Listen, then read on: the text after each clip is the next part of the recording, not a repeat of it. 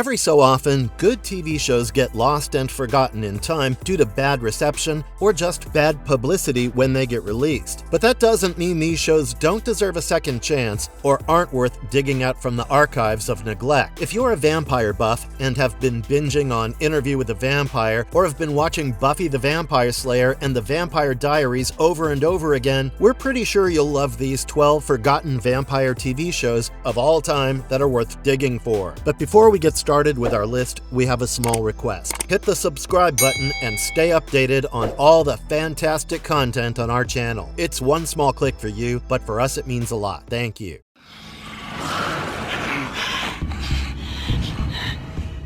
Moonlight, 2007. Moonlight is an American supernatural vampire romance drama TV series that came out in September 2007 and lasted just one season with 16 episodes before it was canceled in May 2008 owing to poor critical reviews and likely due to the 2007-2008 Writers Guild of America strike. The series follows a private detective named Mick St. John, played by Alex O'Loughlin, who was turned into a vampire by his vampire bride Coraline Duval on their wedding night 55 years ago. In the present day, Mick meets a mortal woman, a news reporter named Beth Turner, played by Sophia Myles, while investigating a murder, and develops a romantic relationship with her. Mick struggles to come to terms with the vampire-human romance with Beth, who also happens to be the girl who was kidnapped by Coraline as a child 22 years ago, and whom he had saved from a fire that killed Coraline. The plot takes a different turn when Coraline returns, disguised as Beth's mortal friend, Morgan, and Mick must deal with the resulting confusion and the other vampires in modern-day Los Angeles. Despite there being very little similarity between Moonlight and the Twilight Saga, mostly in the name of romance, did you know the show's script was originally titled Twilight by its creators, Trevor Munson and Ron Koslow? Well, the show was only renamed Moonlight when Stephenie Meyer's book series Twilight became popular. And although Moonlight may have received a lot of flack from the critics back in the day, it has garnered a loyal and devoted online fanbase over the years, suggesting that it wasn't as bad as the critics made it look at the time. So if you're up for something fresh, why not start with Moonlight? Humanize them,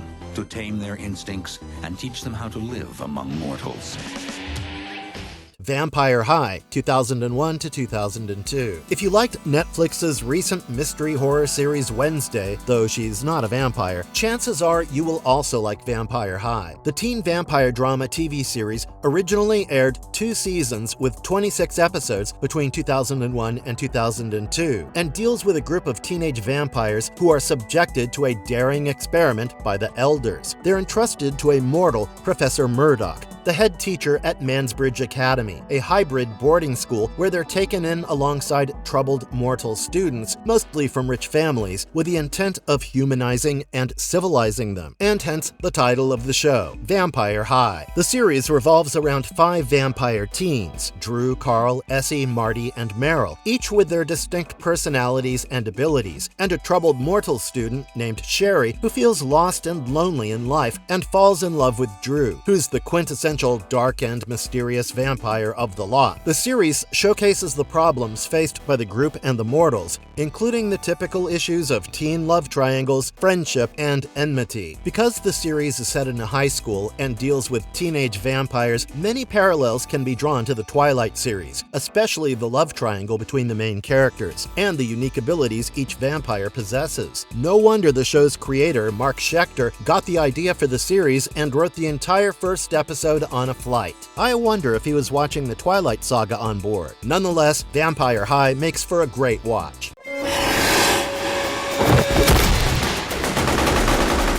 Blood, 2015. With the current popularity of Korean dramas among viewers worldwide, how can we not have a vampire K-drama series on our list? And so we've included Blood, a 2015 South Korean television series that deals with vampirism, albeit in a very different setting. The series focuses on a doctor specializing in liver surgery who works at the Taemin Cancer Hospital in Seoul. He also happens to be a vampire due to a virus he caught while volunteering in Russia. Dr. Park comes across as a cold and and heartless man, but deep inside, he thinks highly of the sanctity of human relationships and hides a secret longing for human closeness behind his unfeeling exterior. He has managed to suppress his thirst for blood and has dedicated his life to treating terminally ill patients and saving their lives. The vampire doctor falls in love with his snotty colleague, Eureka, a hotshot physician and niece of the hospital director. The series sheds light on Dr. Part's acceptance of his vampirism and his internal conflict between good and evil, especially when he encounters the deceitful hospital director who gains everyone's trust with his gentle demeanor but has ulterior motives, something to do with the virus that Dr. Part caught. Speaking of which, a similar concept of a virus turning a person into a vampire has been the central theme of the popular 2014 horror TV series The Strain and the 2019 sci-fi series V-Wars. If you liked them, I'm pretty sure you'll like this one too. 몰라 먹을래. Orange Marmalade, 2015. Just like our previous entry, Orange Marmalade is yet another vampire fantasy romance K-drama from South Korea that aired around the same time in 2015. The series is based on a fantasy webtoon of the same name and deals with a socially withdrawn teenage girl who hides her vampire identity and her struggle to adjust to society. Orange Marmalade is set in a fantasy world where humans and vampires coexist, and the vampires have somehow managed to curb their thirst for human blood. However, that doesn't mean they're not feared and discriminated against by humans. The vampires need to live like law-abiding citizens or face being outcasts. Bake Marie also happens to be a vampiress who has also been expelled from several neighborhoods in the past and yearns to settle down in a new city. Her struggles become manifold after she accidentally kisses the neck of Jung Jae-min, who happens to be the most popular guy at her new school, and ends up falling in love with him. The series sheds light on the typical vampire issues such as withdrawal, acceptance, and love, making it a worthy watch, especially if you're into romance and K-dramas. Oh, and did you know the actress who plays Bake Marie is part of the K-pop group AOA? Ultraviolet, 1998. Ultraviolet is an underrated British vampire show that went unappreciated back in the day. Starring Jack Davenport, Stephen Moyer, and Idris Elba, the show lasted a mere 6 episodes between September and October 1998. However, despite its short run on the small screen, Ultraviolet dealt with concepts that were far ahead of its time. That is, a future where vampires are trying to take over the Earth due to real threats to human sustainability like global warming. The plot revolves around a detective named Michael who investigates his best friend's disappearance the night before his wedding. The investigation leads him to a secret government organization specializing in hunting vampires, where he learns that his missing friend has turned into a vampire. Michael initially detests the organization's brutal methods in dealing with the vampires, but joins forces with them once he realizes that it's doing the right thing. The 6th and final episode, titled Persona non grata, reveals that the vampires are not actually planning to dominate the world by enslaving humans, but rather they're planning a nuclear winter that would bring about complete darkness. The vampires also plan to eliminate humanity with various scientific experiments that they're conducting, such as bringing about an engineered plague, surviving on synthetic blood, and giving birth to vampire babies, thus eliminating their dependence on humans. Dark Shadows, 1966 to 1971. The 1960s and 1970s were the golden age of horror, and Dark Shadows was perhaps the first Gothic soap opera, which aired from June 1966 to April 1971 on the ABC television network, with an impressive run of 1,225 episodes. Created by Dan Curtis, the series became a huge hit back in the day, especially after the introduction of the vampire Barnabas Collins, played by Jonathan Frid, who has a cult following of sorts even to this day. Though not primarily limited to vampires, the series depicts the love lives, trials, and tribulations of a wealthy family called the Collins family from the fictional town of Collinsport, Maine. The family encounters a number of supernatural occurrences featuring nearly all major Gothic horror fantasy plots and themes, including zombies, werewolves, ghosts, witches, warlocks, grave robbers, goblins, man-made monsters, possessions, curses, reincarnations, satanic cults, time travel, parallel universes, and whatnot. Fun little trivia for you. Dan Curtis actually dreamt up the idea for the show after having a dream about a mysterious woman on a train. That woman became Victoria Winters, the governess in the first episode, inspired by the character from Jane Eyre. Over the years, Dark Shadows grew into one of the most prolific horror TV franchises ever. It spawned novels, comics, audio dramas, a short-lived 1991 revival series, and even 3 feature-length films. One of them was the 2012 Dark Shadows movie directed by Tim Burton, with Johnny Depp playing Barnabas Collins. And fun fact, Dark Shadows is the only daily soap opera ever turned into a full-length movie.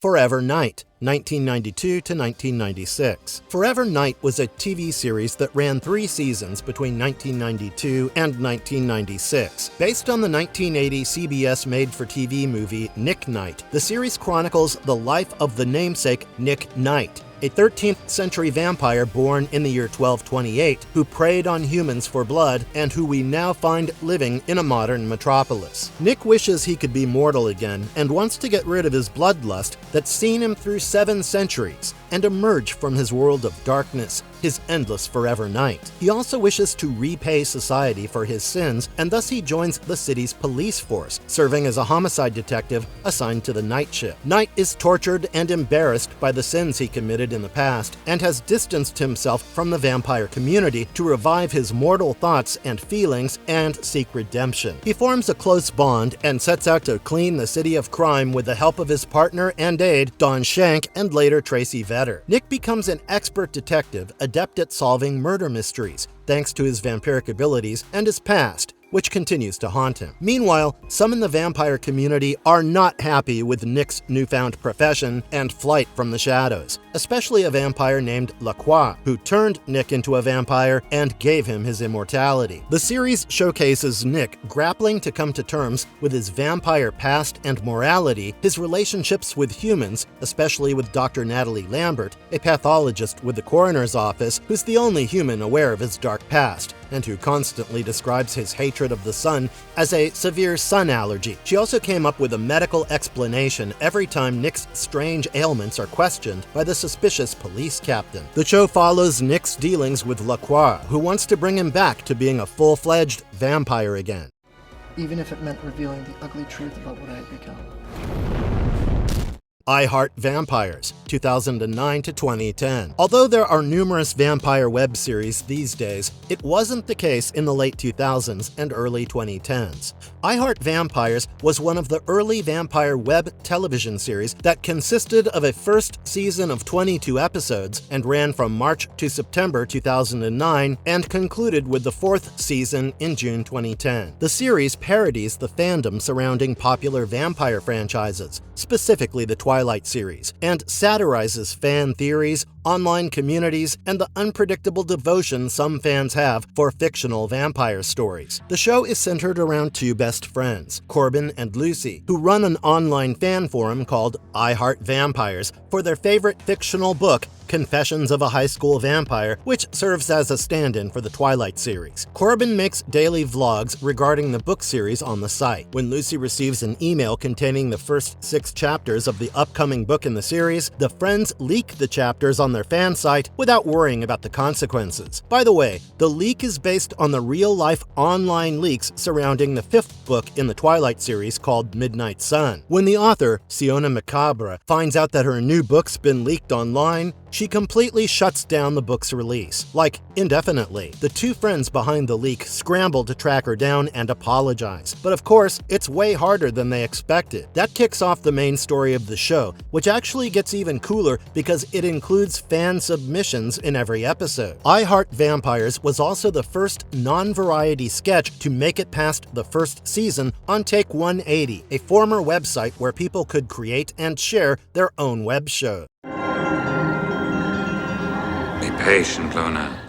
Kindred The Embraced, 1996. Vampire sagas weren't as popular in the 90s as they are today. Maybe that's why our next entry is Kindred The Embraced. The series was loosely based on the role-playing game Vampire the Masquerade and focuses on a San Francisco police detective named Frank Kohanek. played by Christopher Thomas Howell, who discovers that the city is inhabited by numerous vampires while investigating a case of a mobster named Julian Luna. Julian happens to be the leader, or more precisely, the prince of 5 vampire clans who are collectively called the Kindred. Frank had been romantically involved with a vampiress named Alexandra, who is Julian's ex and forms an odd pact with Julian as a result of Alexandra's promise to Julian to protect him before she dies, as Alexandra dies as punishment for breaking the masquerade. Owing to their unique friendship, Julian provides Frank with insights and information about the city's vampire community to help in the crimes he's investigating. The show depicts the vampires as doing quite well in human society, with many of the senior vampires shown as wealthy business leaders and heads of industries. Meanwhile, Julian struggles as he develops feelings for a human reporter named Caitlin Byrne. It's sad that a show with a premise with so much scope for further expansion was shelved after just 7 episodes, but a lot of viewers who've seen this forgotten gem feel that if the series were rebooted today, it would probably be a very popular show. Oh, and by the way, the last episode is called The Cabin in the Woods. In a small island town, a mystery has been uncovered.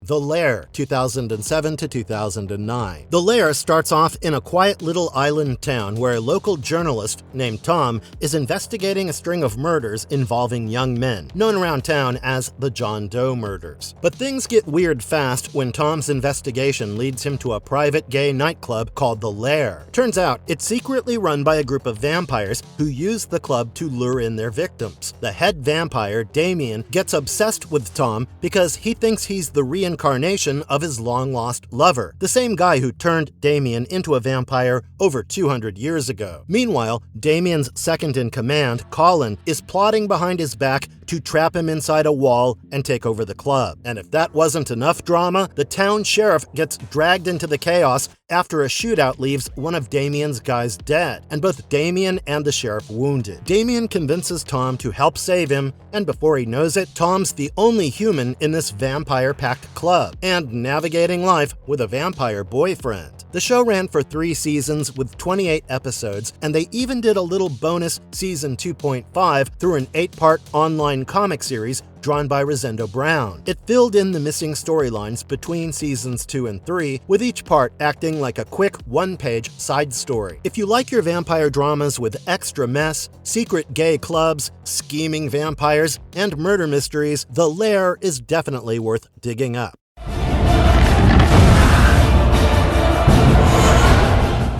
Young Dracula, 2006 to 2014. When talking about vampires, how can we forget Dracula, the OG vampire who started it all? Young Dracula is a British TV series that aired between 2006 and 2014 on CBBC. The series is loosely based on the children's book Young Dracula and Young Monsters by Michael Lawrence, a series of 2 books, the first of which is loosely based on the premise set by Bram Stoker's classic horror novel Dracula. The show spans 5 seasons and focuses on the dilemma of a young Vlad Dracula who is split between continuing his father Count Dracula's legacy as a blood-sucking vampire and fitting in with his new British friends after his family moves to modern-day Britain from Transylvania after they're compelled to leave their home due to Count Dracula's unquenchable thirst for blood, which triggered angry peasant mobs. The first series follows the trials of single dad Count Dracula moving to the small town of Stokely in Wales with his 2 children, Vlad Dracula and daughter Ingrid. However, to Dracula Sr.'s horror, his son doesn't want to be a vampire and would rather like to live life as a human. The eponymous hero tries hard to keep his and his family's identity a secret, but it's not so easy when your dad is the most infamous vampire of all time